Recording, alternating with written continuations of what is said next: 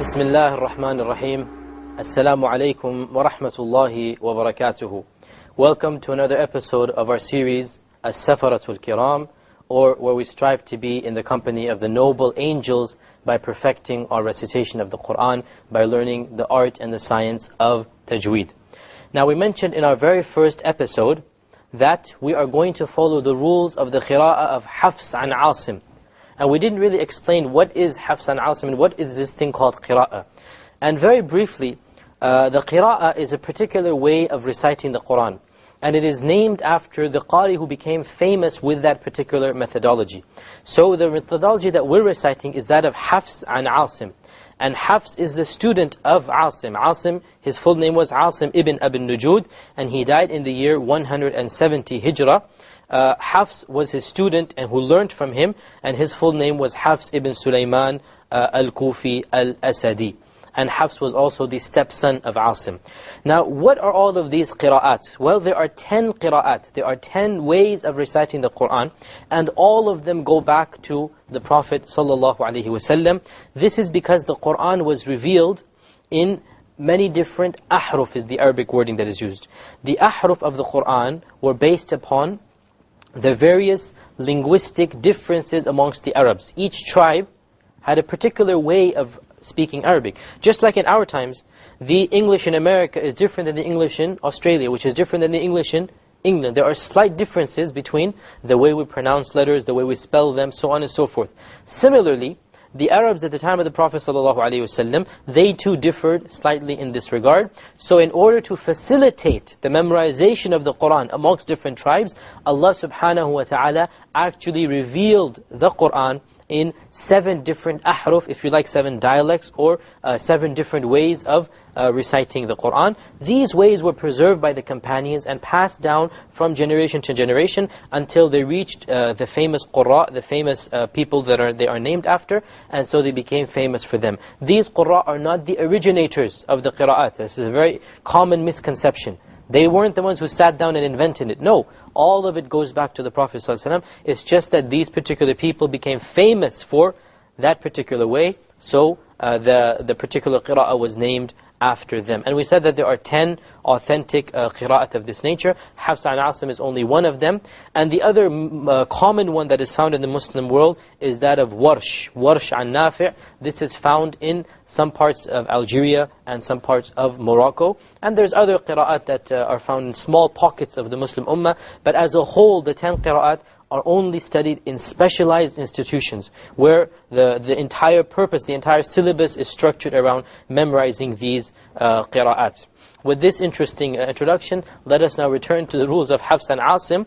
And let me mention here that alhamdulillah, the good news is that we have covered pretty much all the basic rules of Tajweed. We have covered pretty much all the basic rules of Tajweed. All that is left is a few, if you like, trivial things at the end, the advanced studies at the end, and this is what we'll do in the remaining few episodes. And we'll also, inshallah, in a future episode, bring a professional qari, a real qari, to recite to us the Qur'an, and we will try to break down and analyze every single rule of Tajweed in his recitation. So make sure you tune in to those shows as well. What is remaining are basically some exceptions. We've studied the general rules of Tajweed. Now there are certain exceptions of those rules. And the good news is that they are very few in number. They are very few in number. You just memorize them, you know that they're there, and you move on. So today we'll discuss a number of exceptions. Firstly, we're going to discuss something known as the sakta. Okay? The sakta means that you pause momentarily without taking any breath. This occurs in 4 places in the Qur'an, where you're supposed to, again, this is not obligatory, but it's something to perfect the art of recitation. If you don't do it, you're not sinful. But it is something which, to perfect the art of recitation, you should do. So what you do is you pause momentarily without taking any breath. And this occurs in 4 places in the Qur'an. The first is in Surah Kahf, the end of verse 1. Let us look it up. In Surah Kahf, the end of verse 1. Okay, Surah Kahf is surah number 18. And in fact, you will find, if you look at the Qur'an, you will find a small scene at the top of the end of the verse. What is this scene? This scene is to tell you that there is a sakta. Okay, there is a sakta. Now, you have two options here. As I said, a sakta is not obligatory. If you wanted to stop at the end of a verse and then move on, you are not sinful for doing so. But what is preferred is that you do a sakta, which means you stop and you don't breathe. You don't breathe in or out. You don't take any extra breath, and then you move on. Let me demonstrate that now. Bismillahir Rahmanir Rahim. Alhamdulillahi alladhi anzala ala abdihi al-kitaba wa lam yaj'al lahu 'iwaja qayyiman liyunzira ba'san shadida. Go on. So I said 'iwaja qayyiman. I stopped. I didn't breathe in or out. I momentarily stopped and then I moved on. This is what is known as a sakta. Let's look at the second place where it occurs. The second place is Surah Yasin, verse 52. Surah Yasin, the famous surah that, alhamdulillah, many Muslims have memorized. Yasin is surah number 36, verse number 52. قالوا يا ويلنا من بعثنا من مرقدنا هذا ما وعد الرحمن وصدق المرسلون. Notice the marqadina, there is a sakta here. Once again, though, if you wanted to stop, you're not sinful to stop, breathe and move on. But to be better, to perfect the rules of tajweed, it is better to have a sakta. marqadina هذا.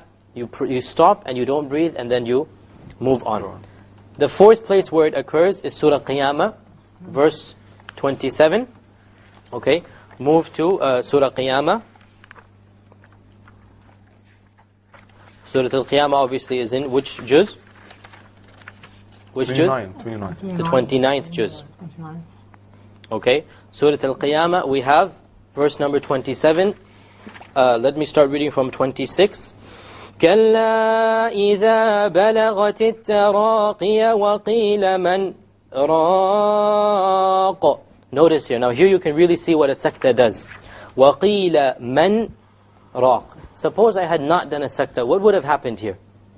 We have a noon sakin followed by a ra.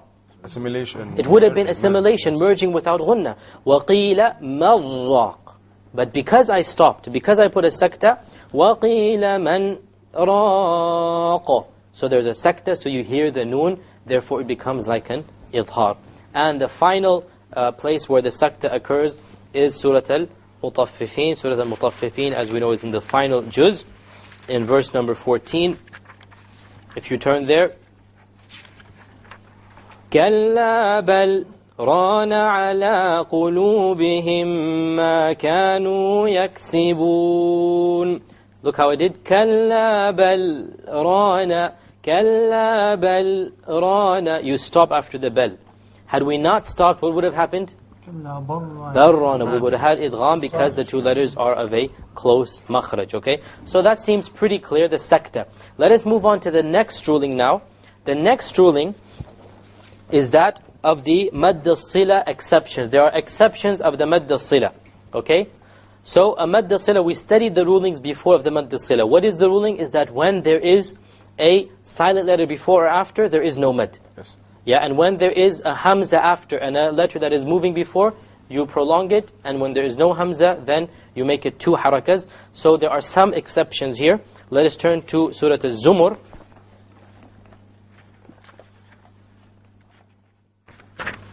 Okay, Surah Al-Zumur is surah number 39 in the Qur'an, Jazakallah. Number 7. Here we have وَلَا وَإِن تَشْكُرُوا يَرْضَهُ لَكُمْ. From the beginning, إِن تَكْفُرُوا فَإِنَّ اللَّهَ غَنِيٌّ عَنْكُمْ وَلَا يَرْضَى لِعِبَادِهِ الْكُفْرَ وَإِن تَشْكُرُوا يَرْضَهُ لَكُمْ. Okay, notice here the ha. What would be the general ruling of the ha? Who can tell me? 2 harakas. The 2 harakas, right? Why? Preceded and followed by haraka. So it's preceded by a haraka and followed by a haraka. But in this particular case, we don't do any type of mad. So we say, وَإِن تَشْكُرُوا يَرْضَهُ لَكُمْ يَرْضَهُ لَكُمْ. We don't say يَرْضَهُ لَكُمْ. Okay, why? Because the Prophet ﷺ did so. We don't have any reason, it's just the exception to the rule. وَإِن تَشْكُرُوا يَرْضَهُ لَكُمْ. We don't do a mad over here. So this is an exception. We do not do a mad where technically, generally, there would have been a mad. The next exception with regards to the mad as-sila is Surah Al-Furqan, verse 69. Surah Al-Furqan is verse 25 in the Qur'an, Surah number 25 in the Qur'an. Turn back a little bit, Surah number 25, verse number 69. Okay, you found it? Okay. Verse number 69, Allah Azza wa Jalla says, يُضَاعَفُ لَهُ الْعَذَابُ يَوْمَ الْقِيَامَةِ وَيَخْلُدْ فِيهِ. فِيهِ muhana. Notice here the fihi. The general rule would be what in this particular word? There is no mad. Why? Preceded by silence. Because it's preceded by a silent letter. But in this case, there is a mad. It's an exception. Why? Because the Prophet ﷺ recited this. We don't know the reason. We just follow what the Prophet ﷺ did. In this particular verse, he did recite a mad, so therefore we recite it as well. So the way you recite this is يُضَاعَفُ لَهُ الْعَذَابُ يَوْمَ الْقِيَامَةِ وَيَخْلُدْ فِيهِ مُهَانًا. فِيهِ مُهَانًا. Typically you would say فِيهِ مُهَانًا, but not in this verse. It's an exception. فِيهِ مُهَانًا. You prolong it to two harakas, okay? So these are the only two exceptions of the mad as-sila. Zumar verse 7, you're supposed to do a mad, you don't do it. Okay? Because the Prophet ﷺ did not do so. Furqan verse 69, you're not supposed to do a mad, but you do it. Okay? So these are the exceptions that are memorized, and the rule still applies everywhere else. We move on to the third exception. And this, in my opinion, is one of the most interesting rules of tajweed ever. Okay? This is the rule of ishmam. The rule of ishmam.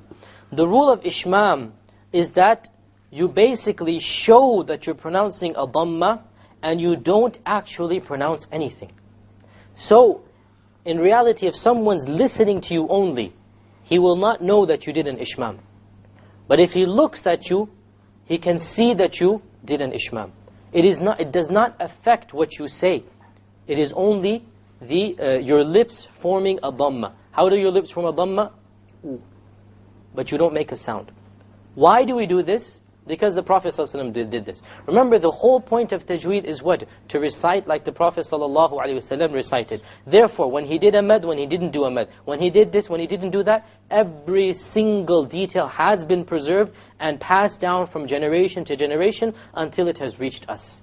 And we know that when the Prophet ﷺ recited this particular verse, which we'll mention, then he did an ishmam. What is this verse? This verse is Surah Yusuf, verse number 11. Surah Yusuf, verse number 11. Surah Yusuf is Surah 12 in the Qur'an, verse number 11. Turn to verse number 11. Here you will find most mushafs have a strange symbol here. That strange symbol is just meant to tell you do an ishmam here. Okay? Now look at me as I do an ishmam. There's no point looking at the mushaf because you have to see how an ishmam is done. And this is what an ishmam is. Look what I will do when I will say the word ta'manna in the Qur'an. قالوا يا أبانا ما لك لا تأمنا على يوسف تأمنا تأمنا. It's as if I'm doing a dhamma. تأمنا. But I didn't do a dhamma.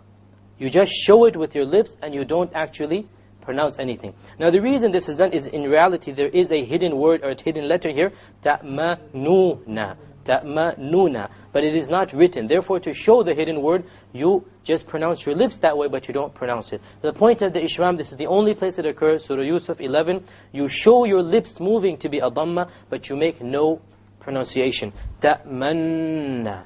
That's it. This is the exception of ishmam. We will continue the exceptional rules, and they are very exceptional rules, in our next episode. Until then, recite the Qur'an properly, strive to be in the company of the holy angels, and we'll see you then. Wassalamu alaikum wa rahmatullahi wa barakatuhu.